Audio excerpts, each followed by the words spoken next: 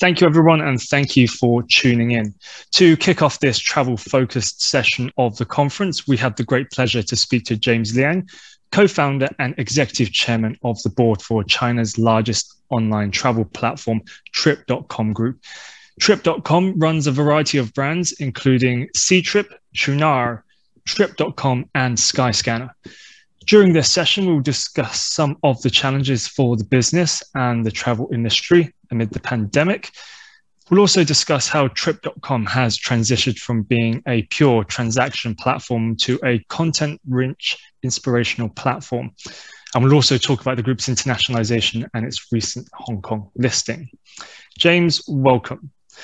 So, what have been the major challenges in the past 18 months, and how have you tried to overcome those? Well, yeah, the past 1.5 years was very difficult for any travel companies.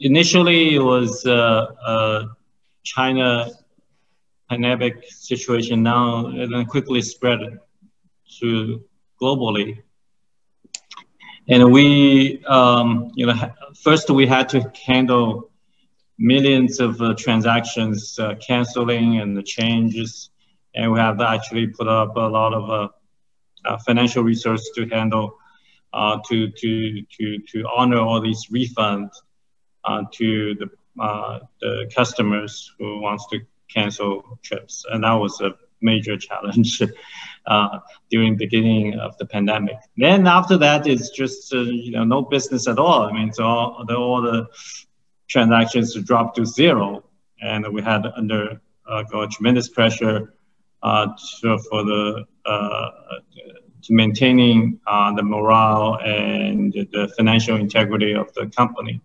And fortunately, of course, the domestic Chinese business has been recovered very well about 12 months ago. Now currently it's fully recovered domestically.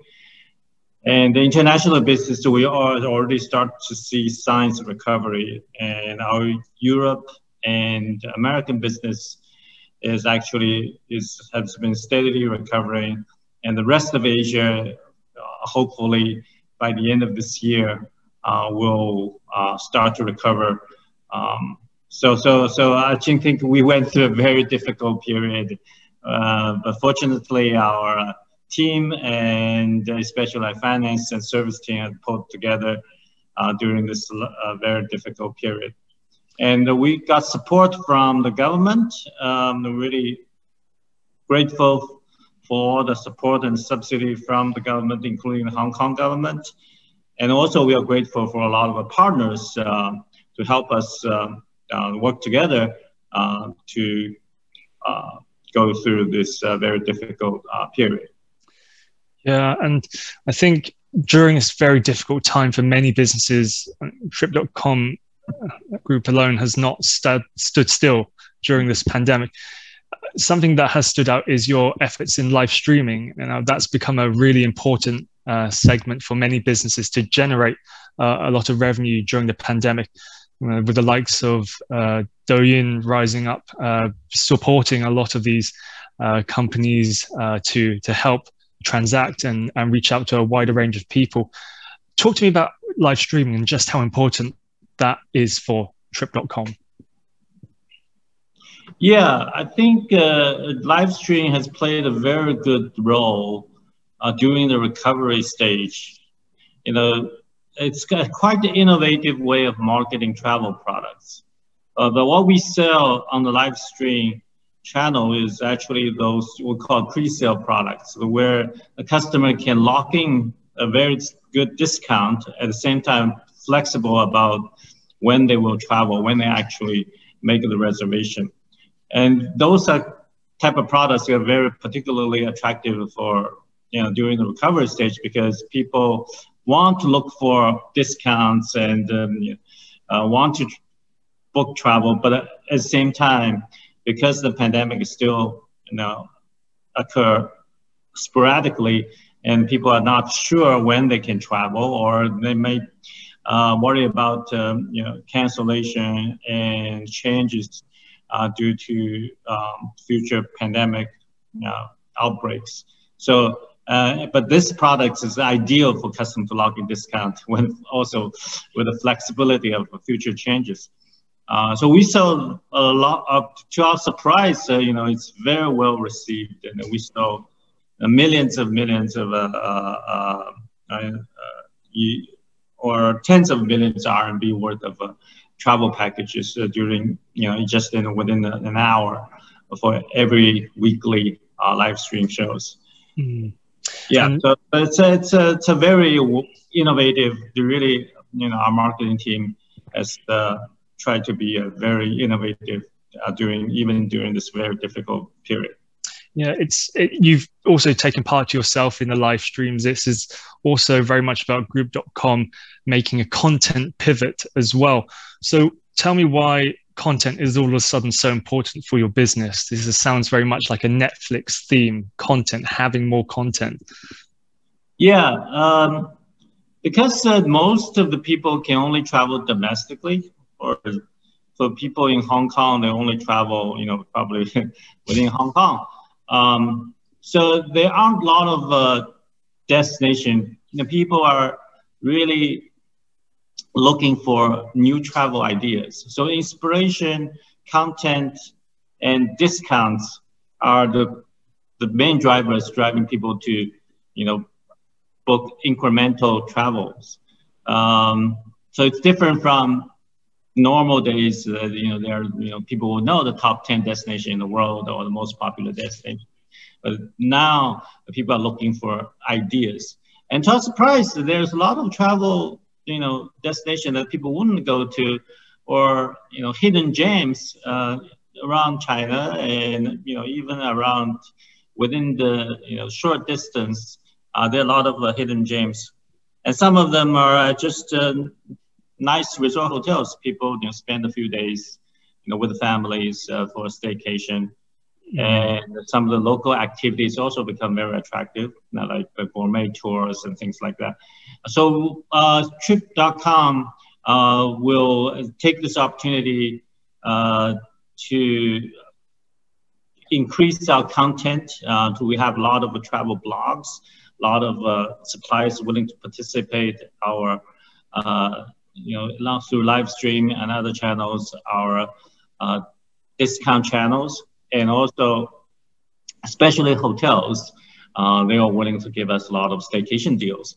So that really help us to become not just a transaction platform, but a place where people are looking for ideas, inspirations, and discounts. Now, let's not forget 2020 was a really tough year for yourself, many businesses. A consistent global recovery is still far from clear, and Trip.com has still renewed its ambitions to fund innovation and to grow. Just explain why it chose to do a secondary listing on the Hong Kong Stock Exchange. Yeah, well, we always kind of wanted to do that because initially the reason we listed in the US is because I think some of the rules and regulations that prevent us from listing in Asia or in Hong Kong. Now I think the rules and regulations has really changed, and we also become a much more mature company, steady, a very mature and profitable business in normal time. So we are qualified to list in Hong Kong. So as soon as our stock price has recovered, we took advantage of this opportunity to list in Hong Kong, and I think it's really helpful for us to tap into the investor base in Asia. And our investors, most of our customers are in Asia, so that's a good overlap with our investors base. Yeah, absolutely.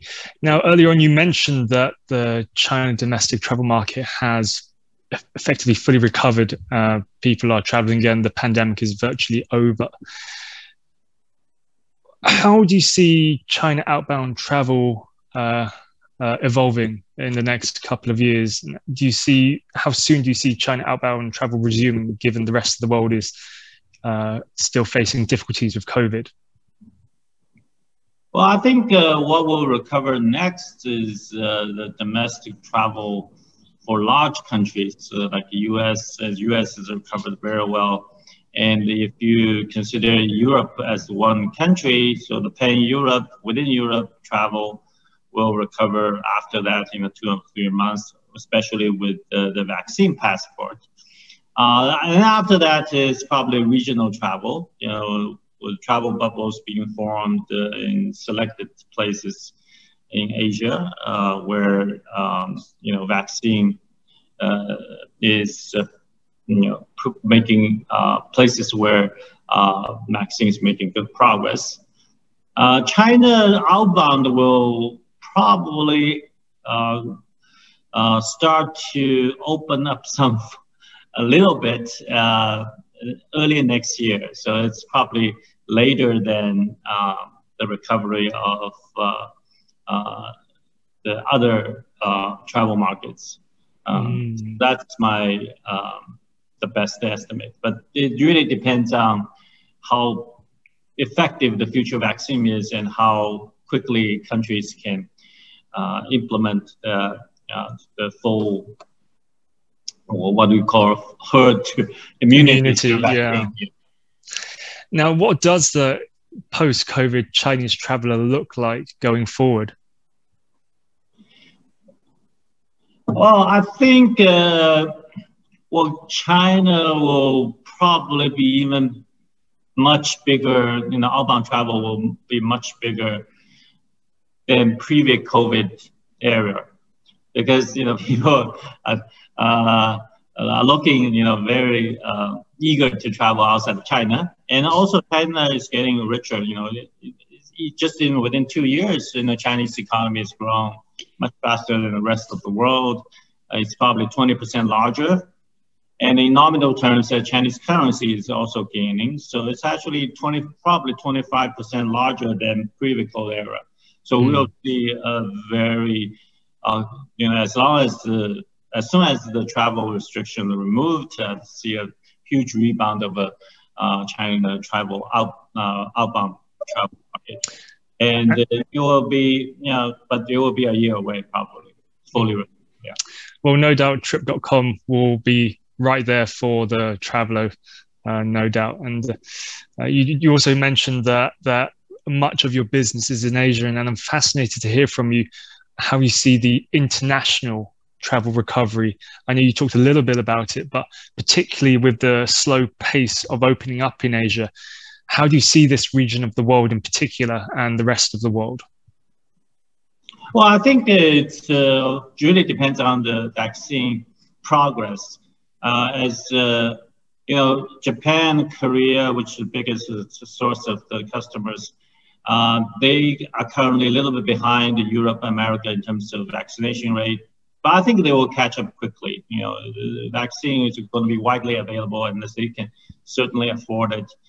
Just a few months of behind of European and Americans. But when they fully vaccinated, they can definitely form travel bubbles from within Asia, and also with European and America, where it's already fully vaccinated.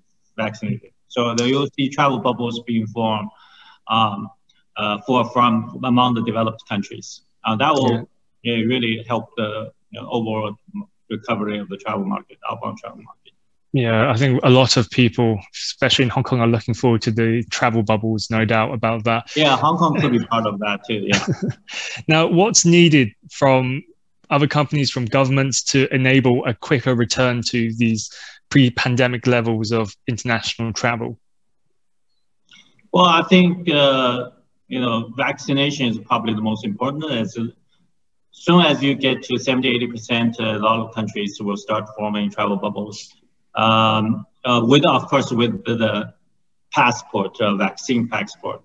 And to reduce the hassle of getting a vaccine certificate. I think if countries can get together, have a centralized certification system, so that it should be easy, very easy, like a online e-certificate with one click, and it can be accepted through from all these countries, and those kind of technology to ease to make it easier to get and to show the vaccine passport, that would be very helpful for international travel.